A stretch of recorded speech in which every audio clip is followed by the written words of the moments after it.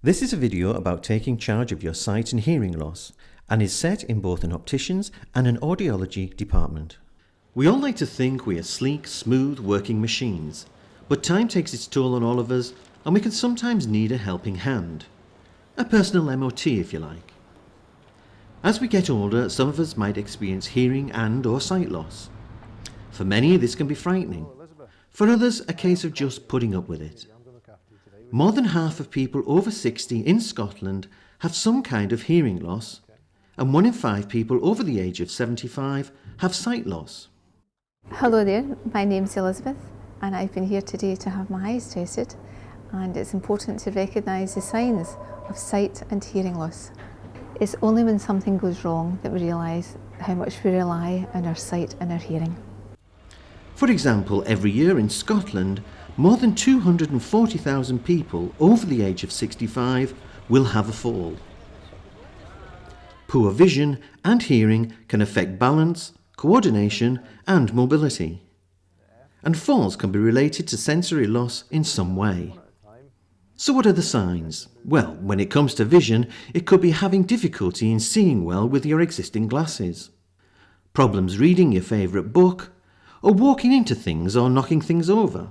Regarding hearing loss, are you turning the TV or radio up so loud family members or neighbours complain? Thinking everyone around you is mumbling and asking people to repeat themselves? Or relying on lip reading and facial expressions to try and get the gist of what people are saying? The gradual nature of sight and hearing loss for many older people can make it difficult to pinpoint the changes happening. Both can lead to feelings of isolation, and so people often feel left out in social situations. So what action should you take if you detect possible sight and hearing loss? The first thing to let you know is that all eye examinations and hearing checks in Scotland are free of charge under the NHS. When you visit your optometrist, provide them with as much information as possible. Tell them about your own eye history and also that of family members. If you wear spectacles, take your spectacles with you, and also a note of any medications that you may be taking. This will allow them to investigate any problems that you may be having. Having regular eye examinations can help maintain the vision that you have. It can also help us make the most of our remaining vision. Having regular eye examinations with your optometrist can also help pick up eye conditions early. It can also be a good way for the optometrist to detect problems with general health, such as high blood pressure and diabetes. It's recommended that patients over 60 have an eye examination once a year. Taking charge of your hearing is very important. Research has shown that on average people wait up to 10 years before doing anything about their hearing loss from the point they first notice difficulties. To get a hearing test, visit your GP and ask him or her to refer you to your local audiology department. The results of the test will determine what course of action needs to be taken.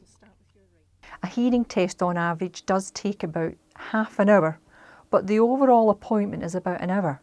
And the reason for that is most of the time we will do a thorough history to make sure there are no other underlying causes why your hearing may be down, and to check lots of other things about you that are important for your hearing.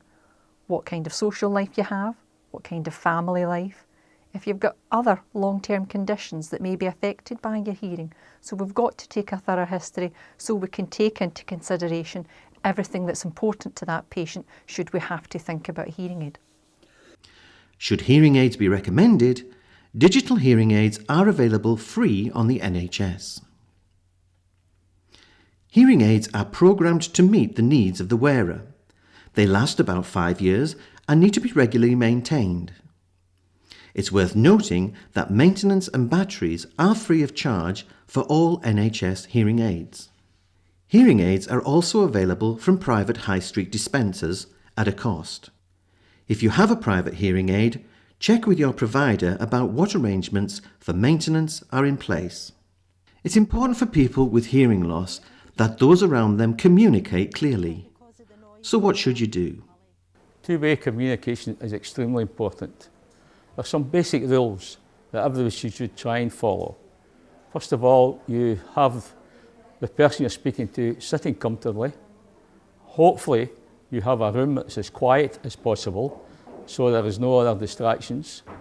As much light as possible, so as they can see your face, your mouth. It's also important that you don't put your hand over your mouth. Taking charge of your sight and hearing not only means being able to see or hear better, but also knowing where to ask for help and support. If you have questions or concerns about sight loss, you can get in touch with your optician, contact your GP, or your local sensory impairment team. For general support or information, contact RNIB helpline on 0303 123 9999 or visit the website at rnib.org.uk/Scotland. For hearing loss, you can contact your GP or local sensory impairment team, or contact Action on Hearing Loss free information line on 0808 808 0123 or text phone 0808 808 9000 or visit the website at actiononhearingloss.org.uk/Scotland. This film has hopefully given you the information you need to recognise some of the signs of sensory loss, and more importantly, the knowledge of what you need to do to keep your own personal MOT up to date. This was a joint production by the following organisations: RNIB Scotland, Action on Hearing Loss Scotland. Made with TVI Vision. Special thanks to Black & Lazar's Optometrist, Gillane Street Sensory Centre, Glasgow, and NHS Forth Valley. This DVD was funded by the Scottish Government.